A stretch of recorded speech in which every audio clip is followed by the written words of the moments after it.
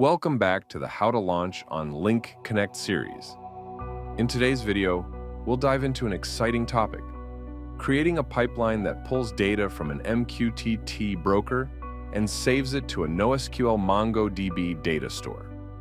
In the previous video, we covered how to create connectors to MQTT, which allowed us to establish a seamless connection between the broker and the database. These connectors eliminated the need to handle the connectivity logic manually. Now, we're going to build on that and create a pipeline. For those who haven't seen the previous videos in this series, I recommend pausing this one and checking them out first to understand better the concepts we'll discuss today. Let's get started. On this page, you'll see the data transformation options. This is precisely what we're looking for. We'll click on X formation and add a new transformation. Since we already created the connectors in the last video, we can reuse them here. Click on the checkbox and select the topic from the drop-down. The topic is automatically populated because it was saved within the connectors. The information on the right-hand side shows the schema, which recognizes the reported data on this topic. We'll move on to the definition well with the source section complete. We offer an autofill definition data option to make life easier. With just one click, the data is automatically fetched, and voila, we have the definition of our pipeline. Are you curious about what's going on behind the scenes? We have a debug option. Click on it to see the real-time data being processed in the pipeline. What you see now is the data published from Node-RED, formatted and processed as expected. Once we are sure everything is running smoothly during debugging, we can sync the data. Once we hit sync, we can choose our desired database, MongoDB. Since we already have the connector and know its details, everything is functioning as expected. The operation type is set to insert because we want to insert new data into the database.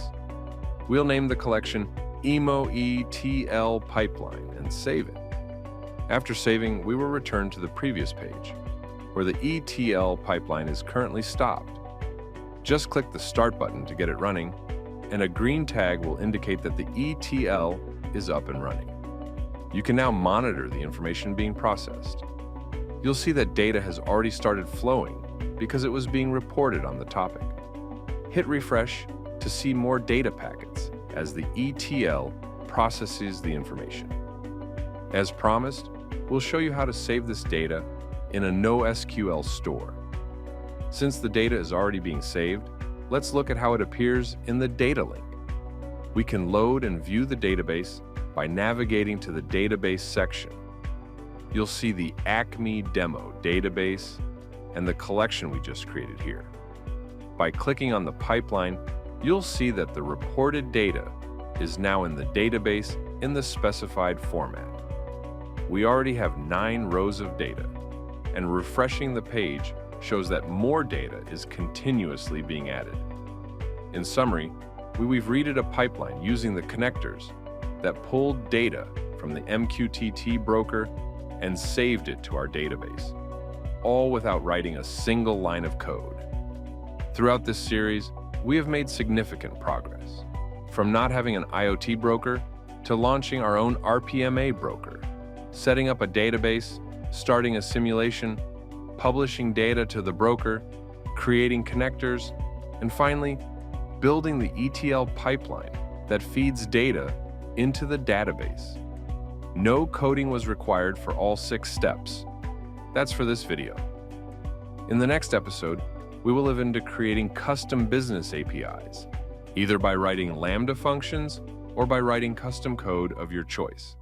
Thanks for watching.